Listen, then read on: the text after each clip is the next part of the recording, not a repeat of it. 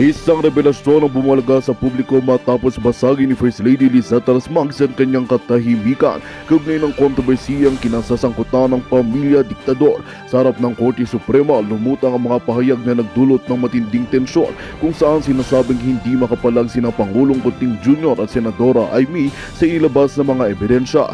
Ayon sa ilang mapagkakatiwalaang ulat, ang naging testimonya ni First Lady ay naglalaman ng mahahalagang impormasyon na maaaring magpabago sa kasalukuyang takbo ng kaso.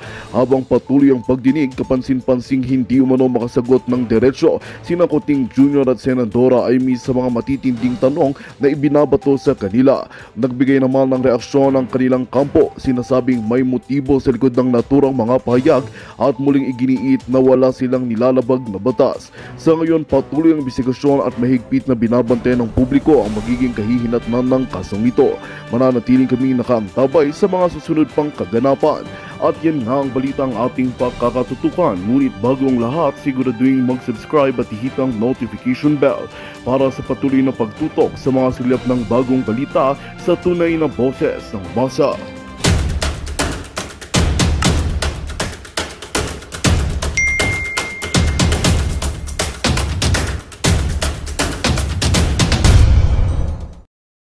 Ay pagtanggol at pigilin ang kanilang mga balakin. Mahalin po natin ang Pilipinas. Sagipin natin ang ating bansa.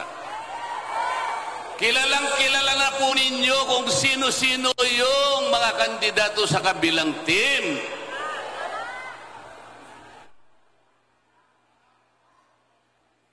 Kilala na po ninyo, hindi ba? Pabalik-balik na lang. Pabalik-balik. Yung karamihan sa kanila, nakabalik na ng ilang beses. 2, 3, hanggang 4 na beses na nakabalik sa Senado. Ano ang kanilang mukha na iharap sa inyo? Anong mukha ang iharap sa inyo? Kailangan po ninyo silang tanungin. Paglapit po, ang totoo niyan, hindi po sila lumalapit ng personal. Ang ginagamit nila, television, ang ginagamit nila, radyo, mga tarpaulin, kung ano-ano, sapagkat nahihiya sila na lumapit sa inyo. Sapagkat titingnan nyo sila sa kanilang mga mata, hindi sila makakatingin sa inyo. Ngunit ang PDP laban, sila po, titingnan kayo straight in the eye.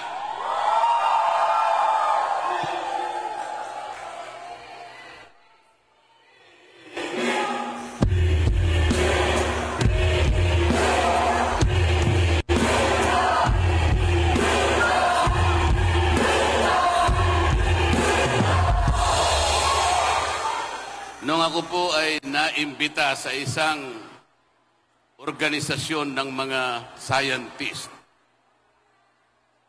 Ang pangalan po ng kanilang organization ay Filipino Scientist Society. Nung kanilang 81st founding anniversary, ako po ay pumunta sa kanila sapagkat inimbitahan din po akong makapagsalita sa harap nila. Napakarami po pala nilang na-imbento ng mga gamit na mahalaga at nagagamit po ng bawat isang Pilipino. Baka hindi po ninyo alam, yung Filipino Inventor Society, sila po ang naka-imbento ng karaoke. Sila rin ang naka-imbento ng yoyo. Pilipino pala. Sila po yung naka-imbento rin ng bamboo incubator. Naka-imbento rin po sila nung unsinkable portable boat. Mahalagang mga bagay po yan. At saka isang napakamahalagang pandikit na ginagamit sa ating mga barko. Meron din po silang naimbentong 3-in-1 jeepney. Pati pala yung banana ketchup. Sila pala ang naka-imbento. Tinanong ko po sila bago ako umalis, Napakarami po pala ninyong nagawang imbensyon para sa ating mga mamayang Pilipino. Bakit nakalimutan po ninyo ang isa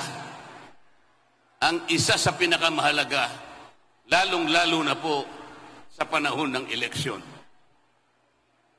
Kasi po kako, sa dami po ng mga kumakandidato, nahihirapan po yung ating mga mamamayan na pumili. Yung iba po kasi naililigaw sapagkat may dadalang kung ano-ano. Yung katangian po, mahirap pong sukatin. Kung ano lang karanasan, kung ano ang eksperyensya, nahihirapan po ang ating mga botante. Pero kung naka-invento po kayo ng isang aparato na ilalagay po natin sa harapan ng COMELEC doon sa Intramuros, simpleng-simple lang po ang gagawin nun. Lahat po ng kumakandidatong mga senador, padaanin po natin sa aparato. Parang yung mga scanner na kapag kayo po ay maglalakbay sa ibang bansa, dumadaan po kayo sa isang scanner. Yung luggage po ninyo, pararaanin nyo po sa isang makina at tutunog-tunog yan kung meron pong ayaw na dalhin. Pati po kayo may lagusan po na talagang malinis na malinis ang katawan ninyo na kayo'y makalalagpas dyan sa mekanismo na yan. Ang sabi ko, kung kayo po'y naka-imbento ng aparatong katulad nun, lahat po ng kandidatong senador, dadaan po dyan. Kapag ka tumunog at nagkulay pula, disqualified. Hindi pwede. Hindi ka pwedeng magsilbi. Wala kang gagawing mabuti sa mamamayang Pilipino. O di napakadali po. Alam po ninyo, pag lahat po ng senador ay pinadaan doon, hindi ko po alam kung merong papasa doon sa kabilang team.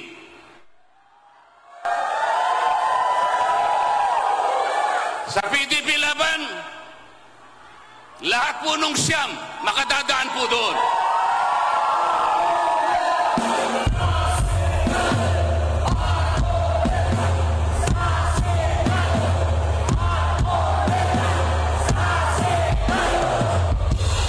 Nakikiusap po ako na dalhin po ninyo yung buong slate ng PDP laban.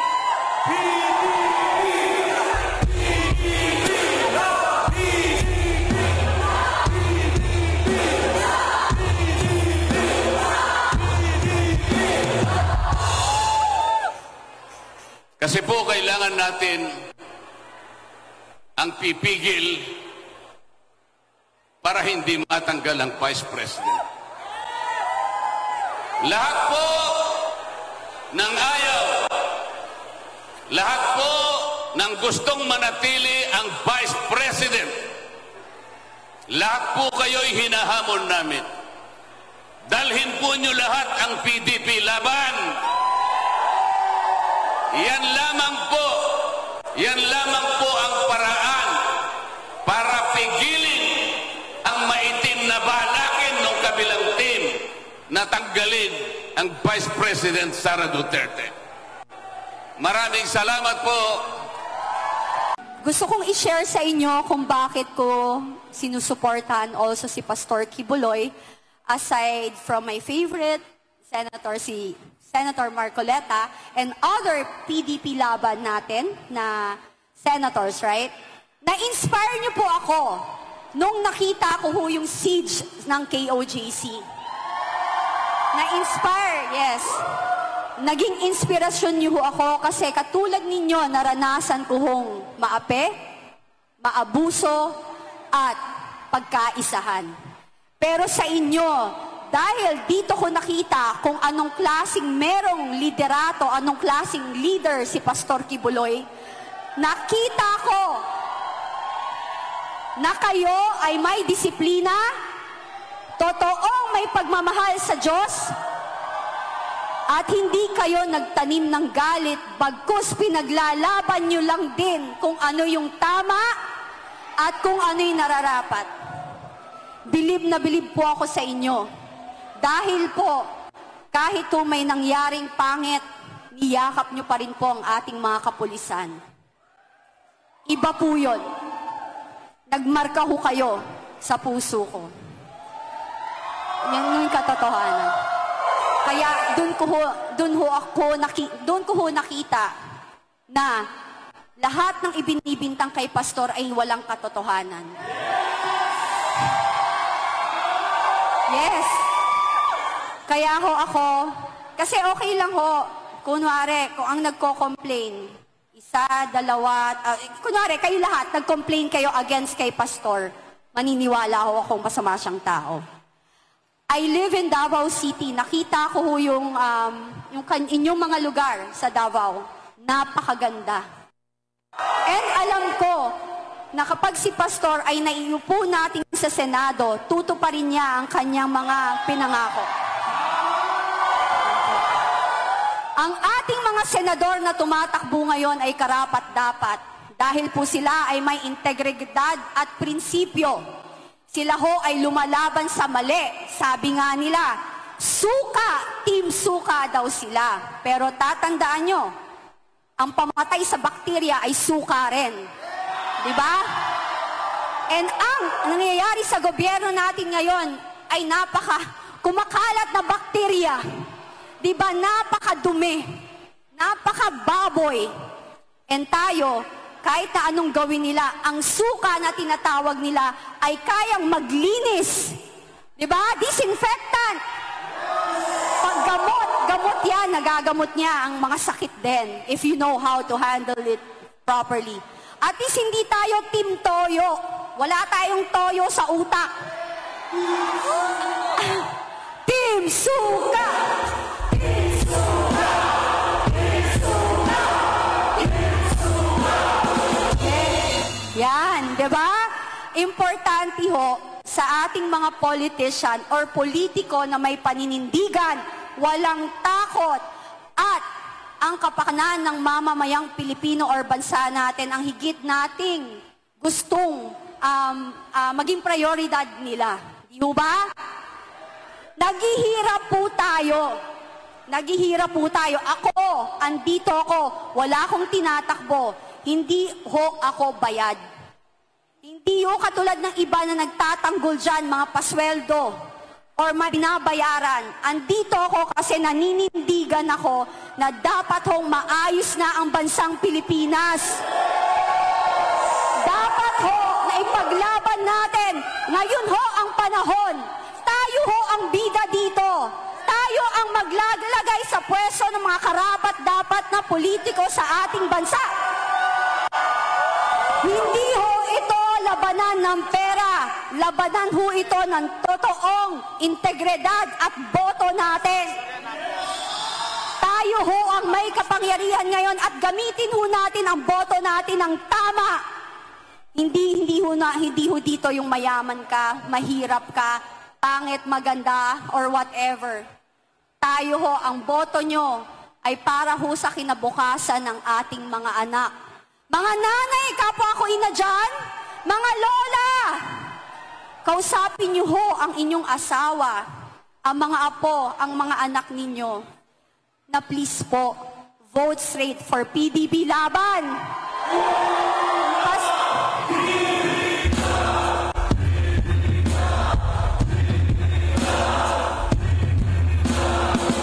Number 10, Bondok. Jimmy Bondok is a friend. He's a singer and now a lawyer. Saan ka pa? 5 abogado po ang meron ng PDP laban. Di po ba? Meron din po tayong artista. Di ba? Si Philip Salvador. Dinaanan na rin ho. Season na ho siya. Sasabihin nila, artista lang yan. Tama. Ako rin naman sinasabi ko dati, ayokong bumoto ng artista. Ayokong bumoto ng sikat. Pero ang hahanapin ho natin, yung may puso. Yung hindi nang iiwan at yung may utang na loob. Kasi, kung alam mo kung ano yung ginagawa mong maganda or ginawang maganda sa'yo ng kaibigan mo at ng kapwa mo at hindi naman nagnakaw, ba't mo iiwan? Look at what happened here with VP Sara and BBM. ibinalik sila sa pwesto, inilibing ang matandang Marcos. Ano hong isinukli? Eto. So ngayon, matuto na ho tayo, wag na po tayo magpagbudol at bumoto po tayo ng tama. Pastor Kibuloy, Bato de la Rosa, Bongo, JV Hino, Raul Lambino, of course, my favorite, Rodante Marcoleta, and aking minamahal, Pastor Kibuloy. Alam ko, mababago niya ang bansa natin. Vic Rodriguez, ang isa pang inape. And again, si Philip Salvador. Magandang gabi po at maraming salamat sa inyong lahat. Magkano po ang 1 kilong bigas ngayon?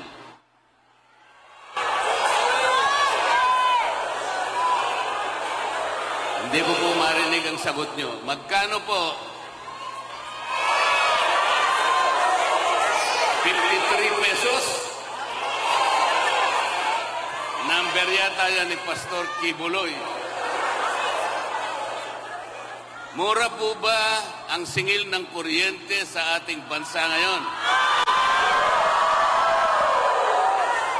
Mura po ba ang presyo ng mga pangunahing bilihin ngayon? Mura po ba ang presyo ng pagkain ngayon? Murang-mura po ba ang pagpapagamot ngayon?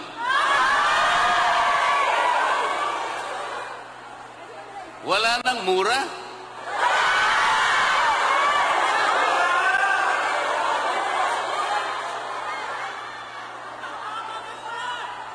Mapapamura ka talaga?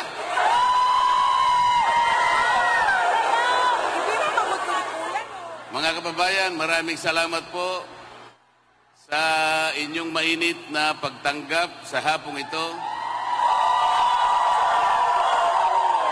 Galing pa po kami sa Davao City at hindi pa po ako nakakauwi dahil napagsabihan kami na naghihintay po ang ating mga kababayan dito sa Calamba.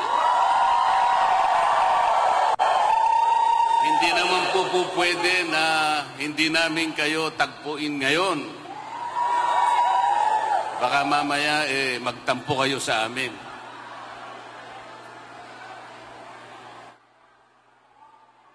Bakit po,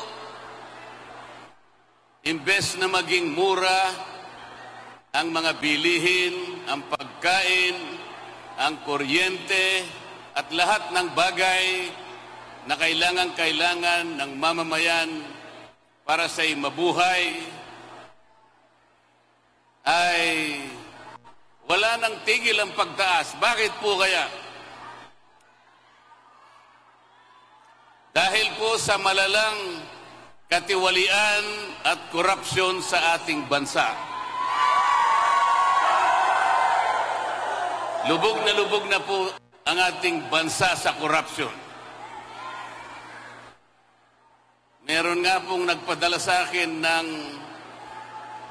isang litrato sa Viber. Meron pong isang flood control project. Hindi pa po dumarating ang baha. Wala pa pong tubig. Nagiba na po yung project. Kaya nakalagay po dun sa kanyang minota, flood control project, sabi niya. 80% lupa, plus 15% semento, plus 5% bakal equals pera. Napakahirap po talaga. Ngayon po, darating na naman po ang mga kandidato, kumakandidato bilang senador sa kabilang kampo. Lalapit silang lahat sa inyo para sa ganon ay humingi na inyong mahalagang tulong upang sila'y muling mailuklok sa kanilang mga pwesto. Hindi ba ninyo itatanong sa kanila, Bakit po kayo lumalapit na naman sa amin? Samantalang yung tungkulin po na ipinangako ninyo sa amin maraming panahon nang nakararaan, ay wala namang natupad. Yung pangako po ninyo na magandang buhay, na mailagay nyo po kami sa magandang kalagayan, nasaan na po yun? Lalapit sila sa inyo, meron daladalang konting ayuda. Ang tawag po nila dyan sa mga ayuda, AKAP, AX, tupad, at kung ano-ano pa. Ipagpalagay na po natin ang matatanggap ng bawat isa. Ngayong nalalapit po ang eleksyon ay 10,000 piso. 10,000.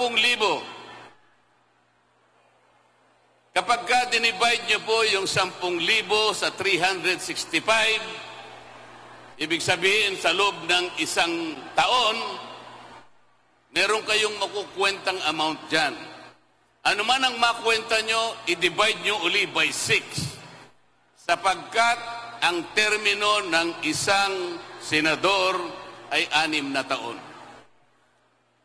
Katapos-tapusan ang makukwenta ninyo dyan, 5 piso isang araw, katumbas ng ibibigay nilang 10,000 sa inyo sa loob ng panahon na sila ay uupo sa Senado. 5 piso po.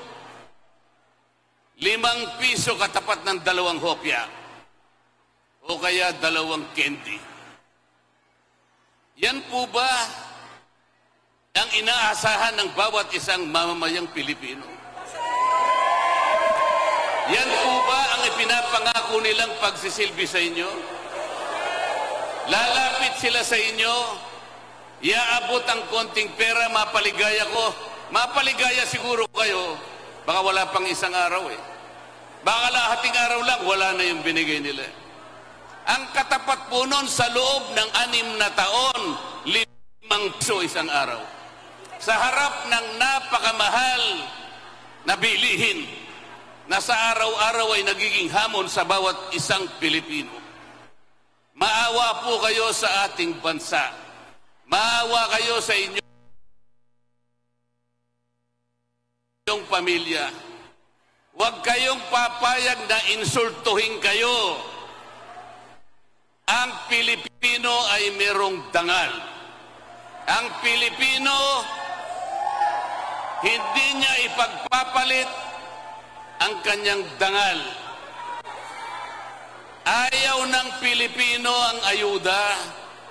Alam po ninyo ang ayuda, kailangan lamang po natin yan sa panahon ng krisis. Nasunugan, tulungan mo. Nabagyo, nabaha, tulungan mo. Yan ang ugaling Pilipino. Pero kaya siya pupunta, dala-dala yung ayuda sa'yo. Para sa ganon, ay malinlang kanya. Para sa ganon, sa kinang ng perang dala-dala niya, baka sakaling ikaw ay may iligaw niya. Binabayaran niya ang boto mo. Huwag po ninyong ipagbibili ang kinabukasan ng inyong pamilya. Ang Pilipino po, kahit mahirap ang kanyang buhay, ang gusto niya, ang gusto ng Pilipino, bigyan mo siya ng pagkakataong makapagtrabaho. Yun ang gusto ng Pilipino. Ang Pilipino ay merong karangalan. Ganun po ang dapat ninyong gawin. Meron kayong pagpipilian. 2 teams lamang ito. Yung team namin po, Team Suka. Tinawag po kaming nagbebenta at bumibili ng suka. Huwag po Huwag po kayo magagalit doon. Pabayaan nyo na po yun. Okay lamang po yan. Kasi po kung sa dalaga, kagaya po ng napakaraming dalaga nakikita ko ngayon, ang gaganda pa. Kapag ang dalaga may asim, komplimento po yun. Ang Team Suka ay may asim. Yung kabila,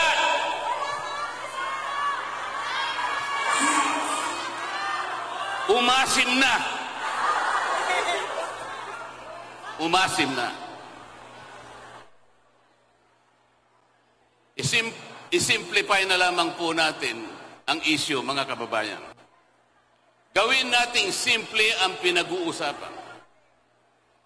Iboboto nyo ba yung team na silang may kagagawan kung bakit napakatas ng presyo ng lahat ng bilihin?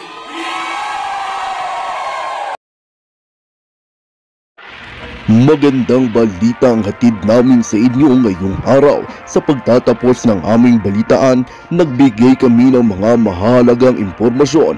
Maraming salamat sa pagtutok at pagsuporta sa aming programa. Huwag kalimutang manatili sa mga susunod na araw para sa mga bagong balita at mga kwento na dapat nating abangan. Mula sa Boses ng Masa, magandang araw, Pilipinas!